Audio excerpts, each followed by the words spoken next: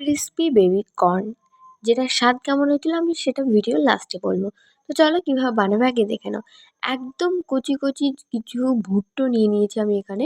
আর এই ভুট্টাগুলোও কিন্তু একদম কচি হলে সব থেকে ভালো হবে। তারপরে এই এরকম করে কেটে নিয়ে সেগুলোকে ভালো করে 3-4 বার ধুয়ে নিয়ে তারপরে নুন, হলুদ গুঁড়ো, একটু গরম মশলার গুঁড়ো, ধনের গুঁড়ো, আর এর মধ্যে দিয়েছি এক টুকরো লেবুর রস দিয়ে, আর মধ্যে দিয়েছি আদা বাটা, রসুন বাটা, পেঁয়াজ বাটা। এগুলো দিয়ে তার মধ্যে যে আমি 1.5 চামচ মতো কর্নফ্লাওয়ার আর লঙ্কার গুঁড়ো দিয়ে খুব ভালো করে মিশিয়ে নিয়ে তার মধ্যে একটা কয়লা দিয়ে ওর মধ্যে একটুখানি তেল বা বাটার যে কোনো একটা কিছু দিতে পারো, তারপর চাপা দিয়ে রেখে দিয়েছিলাম একটা স্মোকি ফ্লেভারের জন্য।